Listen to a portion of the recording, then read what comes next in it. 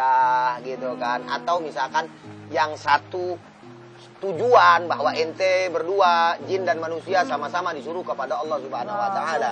Iya, tapi kalau bicara ulama ada, wali ada dari kalangan mereka jin. Sendiri. Iya, dari kalangan mereka.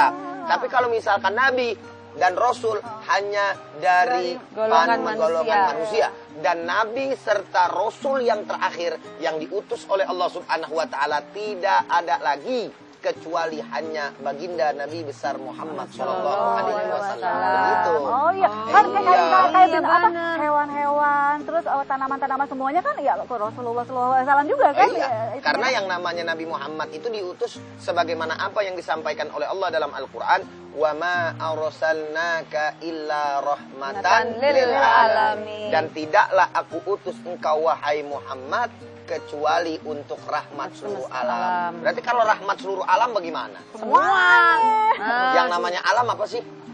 Semuanya nggak ada. Yang namanya alam itu adalah zat. Gitu kan? Pas banget itu. Zat selain daripada zat Allah. Zat selain pada zat Allah. Paham? Ya, dan zat Allah berbeda dengan zat kita. Artinya yang namanya makhluk, yang namanya alam, makhluk sama alam beda. Makhluk sama alam sama. Makhluk sama alam sama. Artinya sesuatu yang baru. Dan Allah adalah yang terdahulu tanpa awal. Allah adalah Tuhan kita, tidak Tuhan kecuali Allah Subhanahu wa taala. Lain daripada itu alam. Makhluk manusia itu alam, makhluk hewan itu alam, makhluk tumbuh-tumbuhan alam, gunung-gunung, awan, langit, semuanya alam, semuanya alam. Dan Nabi Muhammad termasuk jin juga alam, diutus untuk mereka semuanya. Allahumma sholli ala sayyidina Muhammad wa ala ali sayyidina Muhammad. Begitu. Ya, ngerti-ngerti. Iya, khalifah itu kan cuma satu gitu ya. Rasulullah. Jadi semuanya yang ada di Ya, iya itu cuma tapi tadi ulama-ulama, ustadz-ustadz ada di jin. Ada di jin. Jadi jin juga ada ustadz.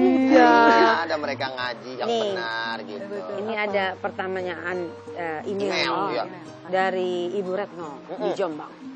Assalamualaikum warahmatullahi wabarakatuh. Waalaikumsalam warahmatullahi wabarakatuh. Ustadz yang terhormat, saya ibu dari 2 anak. Ya. Belakangan ini anak pertama saya perempuan, dia umur 14 tahun di sekolah SMP kelas 2. Ya. Menginjak kelas 2 kemarin, dia terlihat sangat egois dan gampang marah. Bahkan saya suka kaget kalau dia sedang marah. Padahal dulu anaknya kalem dan biasa aja. Pernah suatu ketika saya ajak dia ke orang pintar. Namun dia marah sekali hingga akhirnya mengurungkan niat itu. Ya. Kehidupannya sih biasa seperti anak lainnya. Namun sifatnya berubah. Dan tidak manja lagi seperti biasanya. Yang ingin saya tanyakan, apakah benar anak saya telah dirasuki oleh jin? Ya. Dan bagaimana caranya menyembuhkan anak saya ini? Terima kasih Ustadz. Assalamualaikum warahmatullahi wabarakatuh. Waalaikumsalam warahmatullahi wabarakatuh. Bu Retno. Emang bisa ya gitu ya? Gitu. Jadi kerasukan jin. Jadi kerasukan itu sudah barang tentu bisa. Bahwa manusia-manusia ini yang kerasukan setan atau jin gitu kan, yang mereka yang mengganggu daripada umat manusia, biasanya dalam keadaan kosong dan biasanya jauh daripada yang namanya agama atau lalai dalam kondisi itu. Makanya khususnya perempuan, tete nih. Kenapa? Karena yang namanya perempuan itu punya selah. Beda dengan laki-laki, perempuan punya menstruasi, mohon maaf lahir batin. Akhirnya dia kosong daripada penjagaan sholat, doa. Betul. Sedangkan sholat dan doa itu merupakan benteng kita. Nah, makanya orang yang haid juga harus tetap dianjurkan untuk wirid selama bukan baca Al-Quran, gitu kan, agar menjadi benteng dia. Sebab sholat juga udah enggak, keadaan lagi haid iya. Ya, terus wirid juga enggak, akhirnya gampang kemasukan, ditambah pikiran kosong dan seterusnya. Ini bisa jadi, gitu loh kan, dialami oleh anaknya daripada Ibu Retno tadi, gitu kan. Nah, ada 2 model nih. Kalau ditanya kesurupan Ustadz, terus kesurupan mesti ngomel-ngomel, cuap-cuap, sebagaimana yang kita tahu, seperti misalkan yang ada di tayangan media ya, berita-berita di satu sekolahan berapa puluh orang ya, kesurupan massal gitu kan. Atau kalau misalkan enggak model seperti itu, bisa nggak tetap kesurupan tapi setannya kagak ngomong atau jinnya nggak ngomong misalkan? Diem gitu. Nah, ada dua. Yang pertama, jin itu bisa menampakkan suaranya, gitu kan, berinteraksi dengan kita. Suaranya. Pada posisi seperti itu jangan nurutin yang namanya jin. Ini kadang-kadang ya. Iya, kadang-kadang kan. Kadang-kadang kalau misalkan, nyuruh kan. saya mau minta rokok kaung, gitu kan. Saya mau minta kopi pahit, gitu kan. Kita sediain aja biar dia keluar, jangan. Kita paksa dia untuk keluar dengan zat Allah, dengan nama Allah, dengan kemuliaan dan kebesaran Allah Subhanahu wa taala. Ente keluar. Tanya dulu, Bah, kalau perlu, ente muslim nggak? Kalau muslim nggak boleh begitu. Jadi ada dakwah kepada yang namanya jin. Kalau menasihati, iya, kalau misalkan dia muslim, ajak untuk tobat. Kalau andai kata dia bukan muslim, perkenalkan kepada Islam bahwa Islam itu rahmatan lil alamin. Kalau dia nggak mau, nggak apa-apa. Yang penting jangan menyakiti daripada yang namanya tubuh manusia tersebut, begitu. Yang kedua, bisa juga nggak ngomong, cuman kelakuannya seperti ini. Ini nggak ngomong kan ya? Ya, Dia nggak ya kan. ngomong, Tapi dia dibikin pendiam. marah apa segala macam. Cara pengobatannya bagaimana? Dua-duanya sama. Cara pengobatannya dengan terapi. Terapi seperti apa? Ruqyah. Bacaan-bacaan doa, ruqyah. Ya. Ruqyah itu tuh maksudnya Ruqyah itu ini ya, apa di sih? doa. Ruqyah itu sebetulnya jampi. Bahasanya secara bahasa jampi ruqyah itu. Dan harus Cuman ruqyah itu jampi-jampi dari Al-Quran dan sunnah Nabi kita Muhammad SAW. Termasuk dari Al-Quran misalkan bacaan yang namanya Qul a'udzu birabbin nas, Qul a'udzu birabbil falaq, ayat kursi. Kalau dari sunnah seperti Bismillahilladzi la yadurru ma'asmihi syai'un fil ardi wala fis sama'i wa huwas samiul alim, dan seterusnya dan seterusnya. Pengobatannya secara itu bisa, atau dengan bahasa istilah yang biasa di tengah-tengah kita baca ratib.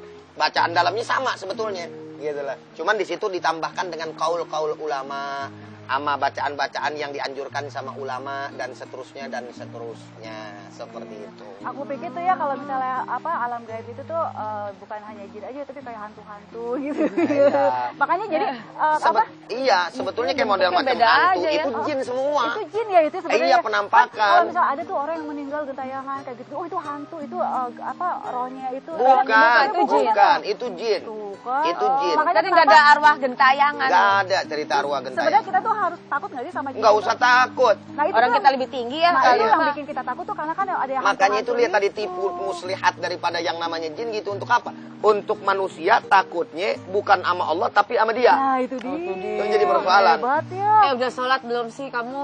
Bentar lagi kan. sholat dulu. Bentar Aku lagi. mau sholat.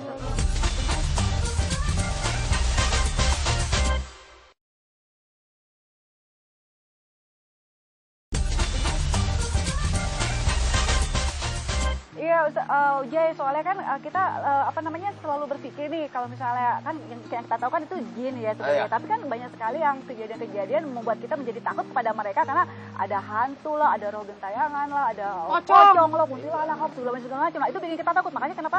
Jadi ya jin itu kan sebenarnya kan nggak boleh ditakutin ya. Iya, Nah, artinya iya kan? gini. Sebenarnya- Mereka itu kan membuat tipu muslihat agar sekali lagi kita tidak takut kepada Allah tapi takut kepada mereka. Dan akhirnya akidah serta keyakinan kita menjadi menyimpang. Contoh misalkan ketika kita takut kepada mereka, woi kalau misalkan yang namanya rezekinya mau lancar nih di laut, penunggu laut mesti diempanin. Oh iya. Kasih ini, tumbal kasih ini, deh. tumbal ini segala macam, dikasih ini pada hari tertentu dan lain sebagainya. Itu nggak boleh. Nah, ketika kita mengikuti itu, akhirnya kita berhasil diajak kepada kekufuran dan kemusyrikan kepada si makhluk jin tadi. Oh, jadinya syirik. Iya, ditambah lagi ketika kita percaya misalkan bahwa orang kesurupan disurupi oleh orang yang sudah meninggal kemarin, ya kan? Pesan ini, pesan itu dan lain sebagainya, jangan dipercaya kecuali itu datang dari mimpi. Kalau dari mimpi itu Iya, gimana? kalau maksudnya, dari mimpi, yang meninggal. orang yang sudah meninggal dunia datang ke kita, itu pun kalau misalkan yang baik. Mimpi ada 3. Ada mimpi dari Allah, mimpi dari setan, mimpi kesemsem. Kalau kita bilang, kesemsem. mikirin orang atau mikirin apa, pengen mobil Kepikiran. Pajero, misalkan gitu. Ya udah, atau mobil mewah Kebawa ini, mimpi gitu jadi. kan, kebawa mimpi. Ya kan? Betul, Nah, betul, kesemsem. kalau mimpi dari Allah, ada misalkan orang datang, orang soleh ke kita atau gimana, nasihatin atau gimana, terus teratur mimpinya, berepisode. Konsisten. Iya gitu, continue. Kalau gitu dia. Artinya nggak Kadang-kadang kan kita mimpi ngacak tuh. Iya. Ya kan, lagi di sini totok sono, lagi keadaan begini totok keadaan begini, itu dari setan. Tapi kalau misalkan kayak berepisode, berlanjut, nah itu Kayak mimpi dari Allah teratur Subhanahu gitu wa ya. taala. Dan itu bisa menjadi tanda akan sesuatu gitu kan. Mimpi orang tua, kita dinasihatin, nak, kamu jangan begini, jaga adik-adik segala macam, bertakwalah kepada Allah. Ini ada ada ayat lagi nih di Apa itu ayat lagi tuh? Ayatnya ayat 65. Katakanlah, tidak ada seorang pun di langit dan di bumi yang mengetahui perkara yang gaib Betul. kecuali Allah. Dan mereka tidak mengetahui bila mereka akan dibangkitkan. Aduh, terangin dong. Iya. Ije, kumaha eta? Nah, ayat ini berbicara tentang yang gaib dalam perspektif yang berbeda. Ya. Artinya apa? Bahwa gaib itu kan tadi sebagaimana di awal Ujai sampaikan luas. Ya kan? Jin bisa dikatakan gaib kalau misalkan dia nggak nampak. Tapi kalau buat orang yang sudah mampu melihat atau misalkan mereka yang artinya yang khos lah, itu pun terjadi perbedaan pendapat. Bisa nggak sih jin dilihat? Ada yang mengatakan bisa, ada yang mengatakan kagak bisa, gitu kan. Tapi kalau kesurupan tadi, insya Allah itu sepakat sudah pendapat daripada para kalangan ulama dan umat Islam. Nah, kemudian persoalan yang dimaksud khususnya dalam ayat ini itu adalah yang dimaksud bahwa seseorang tidak akan pernah tahu kapan datangnya hari kiamat, salah satunya. Maksudnya itu ya. Itu maksudnya. Perkara yang gaib itu. Yang Karena hari gaib itu, kiamat hari perkara gaib bukan? Gaib. karena kan Iya, perkara gaib. Tahu ya. Artinya jangan orang sok tahu. Misalkan salah satunya ketika masalah kiamat. Sebab Nabi Muhammad aja pernah ditanya, ya Rasulullah, ya Muhammad, mata sa'ah, kapan datangnya hari kiamat? Ini yang bertanya malaikat Jibril loh, yang nyaru jadi manusia, gitu kan, datang ke para sahabat, di tengah-tengah para sahabat bertanya tentang Islam, iman, ihsan, dan tentang tanda-tanda hari kiamat beserta hari kiamat tersebut. Apa kata Nabi? Al-mas'ulu anha bi'a'lama minas sa'il. Gitu kan? Bahwa yang ditanya tidak lebih tahu ketimbang orang yang bertanya. Maksudnya apa? Kalau engkau saja yang bulak-balik diperintahin oleh Allah Subhanahu wa taala, nyampein wahyu. Kagak tahu apalagi saya yang timbang disampein wahyu lewat engkau, kan seperti itu gitu Iya, kan. betul. Nah, jangan sekali-kali kita sebagai hamba Allah sok-sok mengetahui hal-hal yang gaib yang memang sudah digariskan hanya Allah yang tahu. Seperti hari kiamat gitu kan. Kan banyak ya keluar Iya. macam pemberitaan. Kiamat tahun 2012. Ya kan, tanggal 12. Ini Bulan 12. tahun 2012. Iya. Betul, ini kan kayak fenomena yang ada saat ini kan di negara kita gitu kan lagi apa ya, seperti jadi budaya gitu loh. Betul. Jadi banyak sekali orang-orang yang akhirnya mendatangi seseorang yang mereka anggap tuh spiritual mereka gitu. punya Ilmu kelebihan lebih. lain untuk bisa membantu mereka untuk membantu memperbaiki masa depan mereka gitu. Ya kan? Iya. Banyak kan seperti itu. Nah, itu budaya-budaya kayak begitu tuh gimana? Iya, termasuk itu kahin namanya. Kahin. Kahin. itu Peramal. apa? Misalkan Peramal. salah atau misalkan dukun. Gitu kan. Tukang itu sama. sihir juga. Iya, sama semuanya. Tukang santet, apa saudara deh tuh. Ya, nggak boleh kita mendatangkan orang-orang yang sedemikian rupa. Karena orang yang mendatangi orang tersebut maka dan membenarkan daripada omongannya, maka dia bisa musyrik, keluar daripada ajaran agama Islam, sesat menyesatkan. Walaupun pada kondisinya kelihatannya dia adalah orang Islam. Hati-hati, juga. bisa merusak. Gitu kan. Nah, mesti dibedain makanya nih. Orang pinter maksudnya orang pinter apa? Iya. Istilah gitu kan. Kalau yang dimaksud orang pinter tapi datangnya ke ulama, yang dia itu mengajarkan, mengobati dengan Al-Quran dan As-Sunnah. Ya, dengan jalan ruqyah misalkan, Ya. atau jalan hal-hal yang memang dibenarkan dalam Bekam. agama, boleh. Boleh. Tapi kalau misalkan dia katakan orang pintar terus bisa ngerama, Iya. wah saya tahu nih, ente kemari mau ngapain, main di iya, tempat aja betul. gitu kan. Padahal dia dapat laporan dari jinnya, Nah, itu dia, gitu kan. akhirnya Jinnya ngelaporin lagi, dia sebenarnya mau kemari begini, jin kan bisa ngomong di laporan. Iya. Ya kan? Dan tinggal seterusnya dan sampein ya. seterusnya. Luar biasa Ah, ya. ah. Teteh pernah Walaupun nggak? ada yang mukasyafah juga seperti itu, tapi umumnya seperti itu. Ya. Teteh. Jadi nggak boleh untuk datang kepada Aku mau tanya, Teteh, Oh, pernah iya. belum gitu? Pernah nggak ke Jangan. Pernah nggak? Tak akan.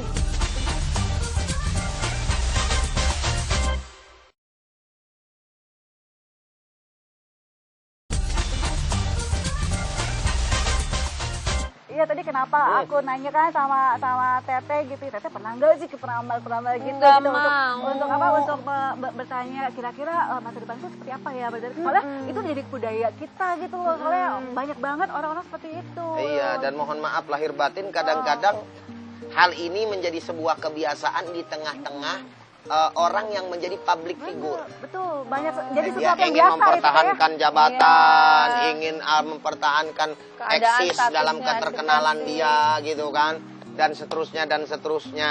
Orang-orang yang seperti ini ketika dia datang kepada kahin, dukun, peramal dan seterusnya, sebetulnya sejatinya dia tidak percaya akan dirinya sendiri. Wah, Dan nggak dia pede. tidak kuat keimanannya kepada Allah. Sebetulnya ketika kita yakin bahwa diri kita lebih mampu ketimbang apapun, ya kan? Karena izin dan kekuatan dari Allah, karena kita bersandar kepada Allah, kita nggak usah takut, ya kan? Dan kalau misalkan kita mau naik jabatan, sudah saja pertahankan itu dengan cara apa yang sesuai dengan apa yang diajarkan oleh Allah dan Rasul. Contoh mau berkah, misalkan mau jadi orang kaya, nggak usah jauh-jauh. Kalau mau jadi orang kaya, banyak sedekah, pancing duit, pakai duit, gitu kan? Dan itu tidak melanggar agama, bahkan dianjurkan oleh agama gitu kan. Kita berbuat baik, bahkan kita dikatakan dermawan. Orang juga banyak bantu kita kalau kita lagi kesusahan. Kenapa? Karena kita orang baik. Bukan datang ke yang namanya ini dan itu. Udah aja berbuatlah baik. Kalau jabatan kita naik, alhamdulillah. Enggak, ya udah, emang udah saatnya. Rezekinya segitu. Orang kadang ada di bawah, kadang ada di atas gitu kan. Jadi jangan memaksakan kehendak, relax saja, percaya kepada Allah, usaha, sisanya tawakal kepada Allah Subhanahu wa Ta'ala. Akhirnya hati kita jadi tenang, tentram dan juga nyaman. Iman kita selamat, nggak berbuat daripada kemusyrikan. Yang paling penting tadi itu budaya-budaya model macam kayak begitu dihilangin. Makanya kikis dengan apa? Banyak taklim, banyak mengkaji ilmu agama, ya, yang baik dan benar. Datang iya, Nah, betul itu paling sekali. penting. Dan datang kepada ulama, fasalu ahla dzikri in kuntum la ta'lamun. Jangan ikut-ikutan orang. Orang sebut orang pinter, orang pinter. Lawang kadang-kadang dia baca Quran aja kagak bisa, orang pinter dari mana? Justru kadang-kadang orang yang nggak beragama. Pinter bohong. Iya, satu pinter bohong. Yang kedua, para pemirsa, tetes ini perlu juga disampaikan di sini. Kadang-kadang orang dia syariatnya nggak ada, artinya sholat aja kagak, tapi dia punya kelebihan, Ustaz. Dia bisa ngelihat masa dia nebak, Ustaz, dan bisa ngelihat ke kehidupan masa datang, misalkan begini-begini. Itu justru orang yang lagi dimasuki oleh jin, perlu diruqyah. Misalkan orang-orang yang mohon maaf lahir batin bisa ngelihat-lihat apa segala macam begitu. Padahal kalau kita lihat nih orang ibadah enggak, justru itu yang perlu diobati. Dia tuh bukan punya kelebihan, mohon maaf sekali lagi lahir batin. Malah justru dia mempunyai kekurangan. Lagi sakit. gampang seperti itu. Soalnya diperdaya sama setan, sama jin gitu. Diterima aja. Jadi itu yang perlu sama kita ketahui agar kita bisa terhindar. Jadi jangan sampai kita tertipu mentang-mentang orang punya kelebihan lalu kemudian barong-barong percaya. Benar. Kembali lagi kepada iman Iya. gitu ya. Kita harus iman banget gitu sama Allah Subhanahu wa Ta'ala. Jangan sampai kita diperdaya sama Tidak mau ya, Neng, tidak mau. Ujai, ada sedikit lagi Iya, siap. kita untuk pemirsa di rumah mungkin kasih kesimpulan. Iya, memberikan kesimpulan. Para pemirsa sekalian yang sama dirahmati oleh Allah, khususnya para pemirsa Cafe Tausiah yang mudah-mudahan selalu senantiasa dirahmati oleh Allah. Sebagai sebuah kesimpulan, artinya kalau kita berbicara alam gaib, gaib itu ada, ya, dan wajib kita beriman, ya. Tapi bagaimana kita menyikapi daripada yang namanya alam gaib tersebut harus berdasarkan daripada apa yang disampaikan di dalam ajaran agama kita, disampaikan oleh Allah, disampaikan oleh Nabi kita Muhammad Shallallahu Alaihi Wasallam. Berkaitan dengan persoalan jin, jin sama dengan kita, sama-sama ibadah. Jangan takut kepada tipu muslihat jin, tipu muslihat setan, sebab mereka tidak akan mampu berbuat apa-apa. Jangan takut kepada tukang santet, sihir dan seterusnya. Berpangku tangan sajalah kepada Allah Subhanahu wa Ta'ala. Insya Allah dengan kita melakukan hal yang sedemikian rupa, selamat dunia dan akhirat. Semoga kita terhindar daripada sikap-sikap yang menghantarkan kita kepada perbuatan musyrik kepada Allah Subhanahu wa taala. Naudzubillah min dzalik. Terima kasih pemirsa. Amin. Mudah-mudahan ya, ini pembahasan yang sangat bermanfaat buat kita semua ya. Pemirsa, terima kasih banyak loh atas kebersamaan pemirsa. Tapi sebelumnya kita mohon maaf ya kalau misalnya mungkin ada kata-kata yang kurang pantas dan kita lakukan. Mohon maaf lahir dan batin ya. Dan juga pemirsa, tak lupa kita juga ingin mengucapkan terima kasih kepada siapa ini? Kepada Gumati, Warung Gumati. Karena telah menyiapkan Di Gadung, pakai gede. Karena telah menyiapkan fasilitas tempat ini untuk kita sharing bersama-sama, dan juga kepada Rumah Mode Humaira, terima kasih banyak. Buat kita cantik. Baik, sama saya Nisa Nadira Dan kita saya Natasha dan Ujai. Iya. Dan juga kru yang bertugas hari ini mengucapkan terima kasih banyak atas kebersamaan pemirsa. Jangan khawatir, besok insya Allah kita masih ketemu dalam acara kita yaitu Kafe Sosial ya. Tetap semangat loh dalam menjalankan ibadah, mencapai ridho dan cinta Allah Subhanahu Wa Taala. Salam hangat untuk seluruh keluarga. Wassalamualaikum warahmatullahi wabarakatuh. Waalaikumsalam warahmatullahi wabarakatuh.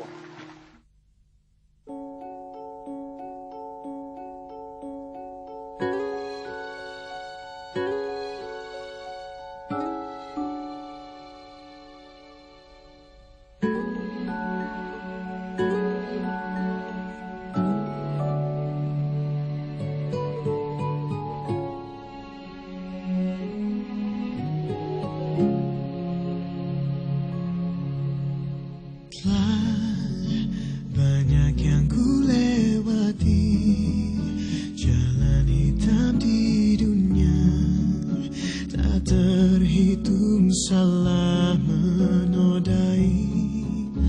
Masih ada kesempatan bagiku mendekatkan hati dan cinta kasihmu.